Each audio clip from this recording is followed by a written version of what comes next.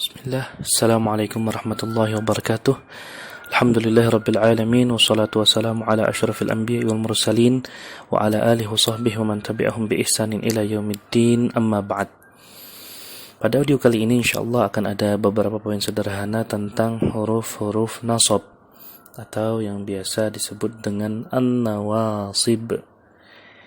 An-nawasib, huruf-huruf yang menasabkan fi'il mudhari. Semoga Allah Subhanahu wa taala mudahkan kita untuk memahaminya.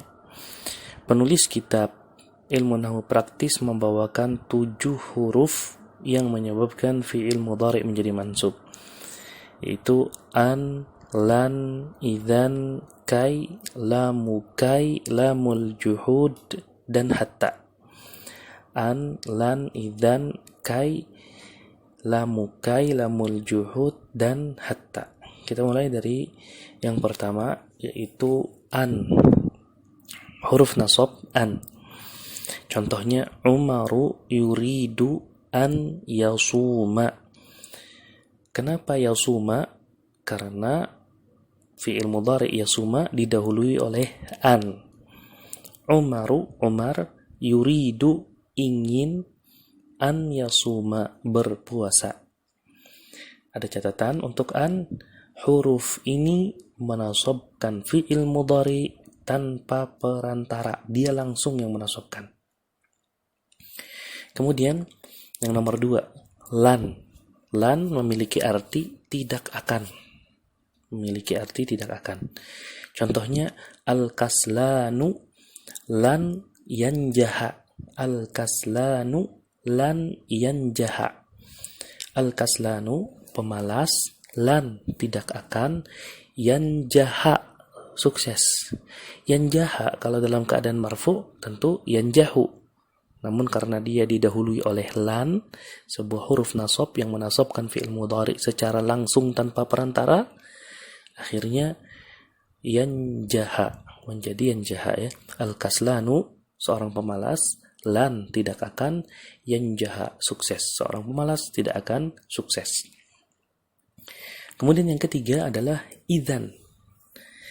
Idzan kalau diartikan jika demikian, kalau demikian, itu arti dari kata idzan. Idzan adalah huruf nasab yang menasabkan fi'il mudhari tanpa perantara, namun dengan syarat. Ya, harus dengan syarat.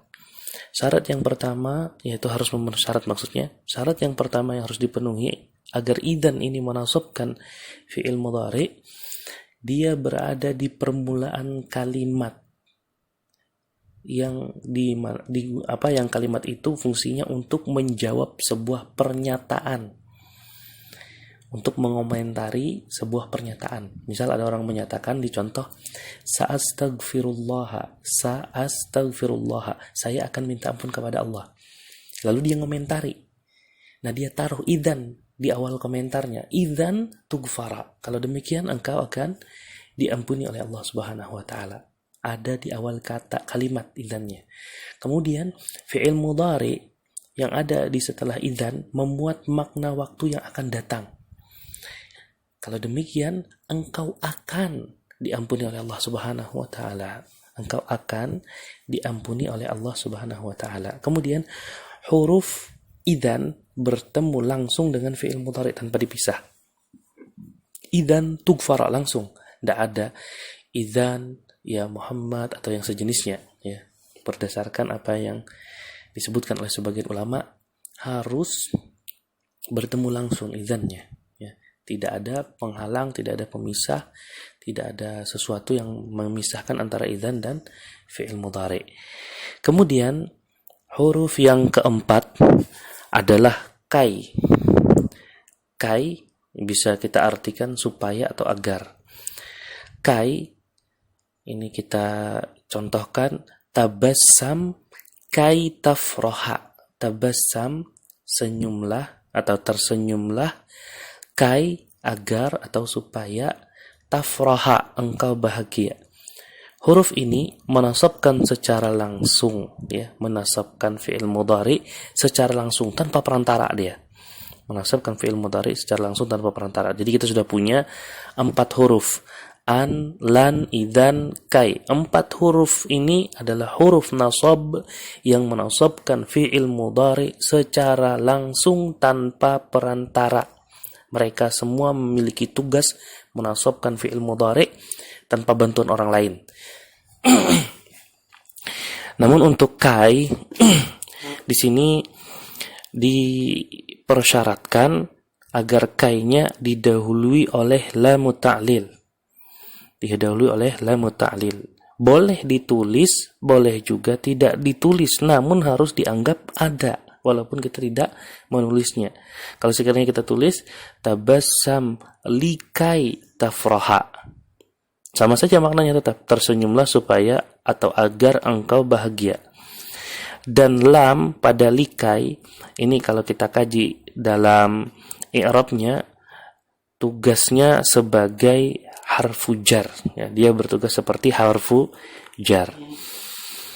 Namun untuk saat ini tidak kita kaji secara khusus bagaimana proses pengi'rabannya. Kita lanjut.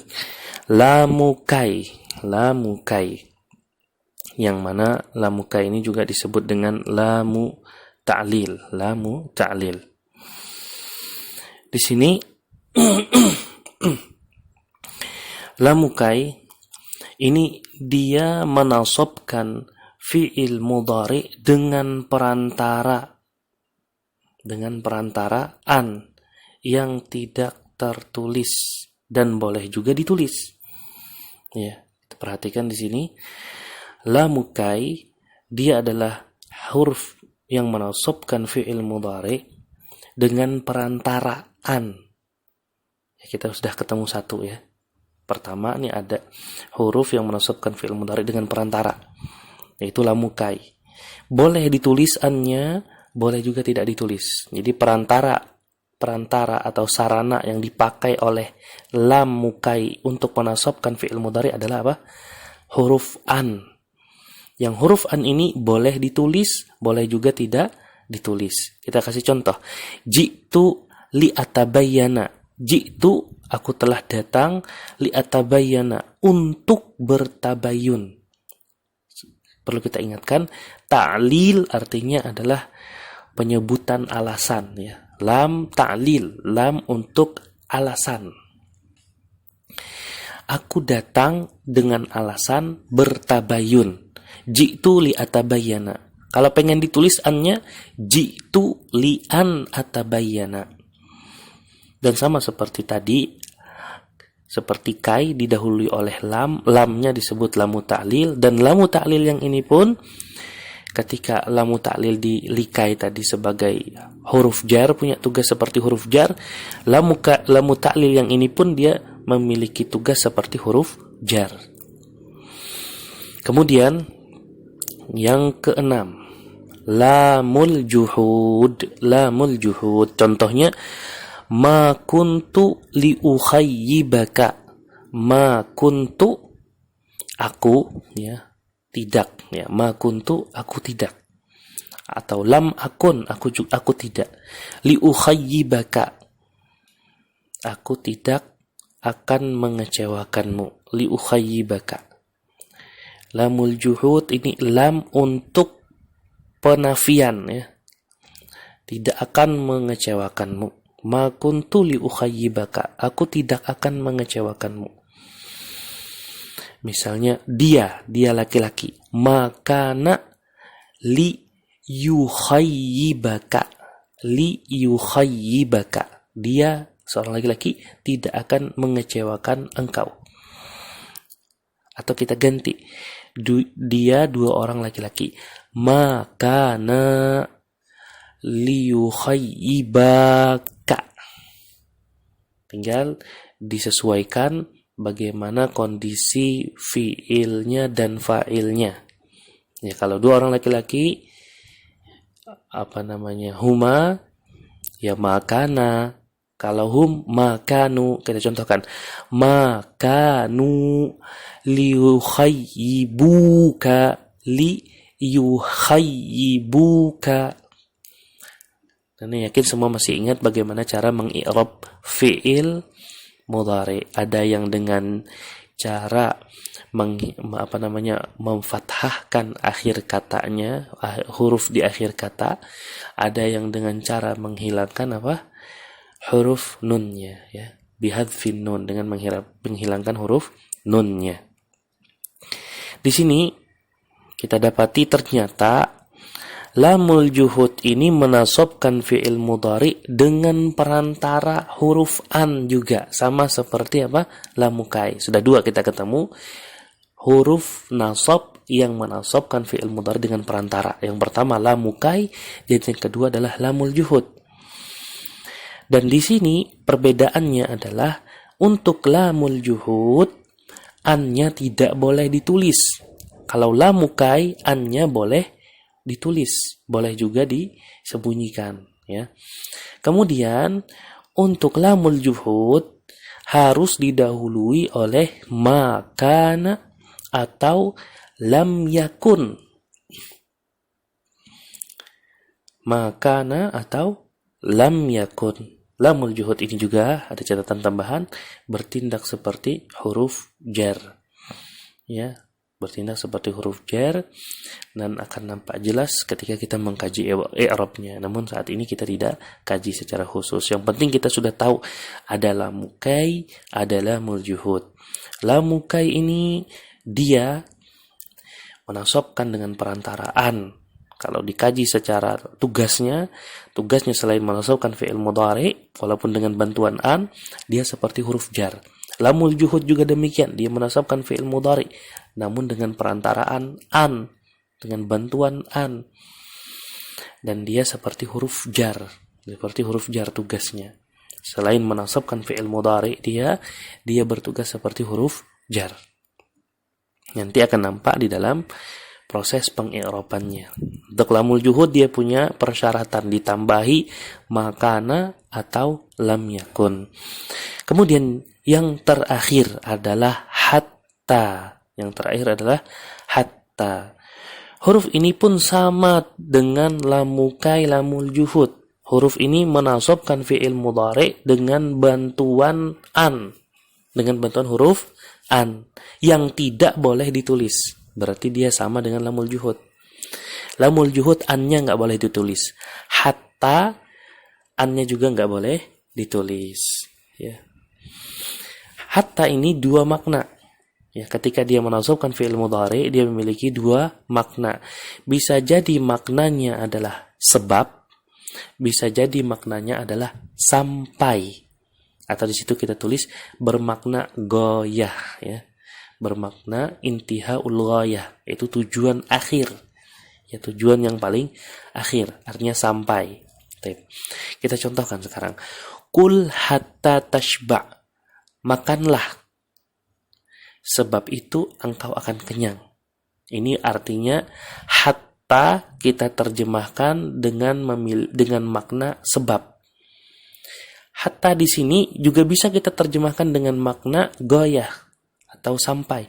Kul hatta tashba'a, makanlah sampai engkau kenyang. Berarti dia diperintahkan untuk makan dan berhenti makan kalau nanti dia sudah kenyang. Arti yang tadi yang kita sebutkan, makanlah sebab itu engkau akan kenyang, bisa jadi dia makan sampai kenyang, bisa jadi dia berhenti makannya sebelum dia kenyang.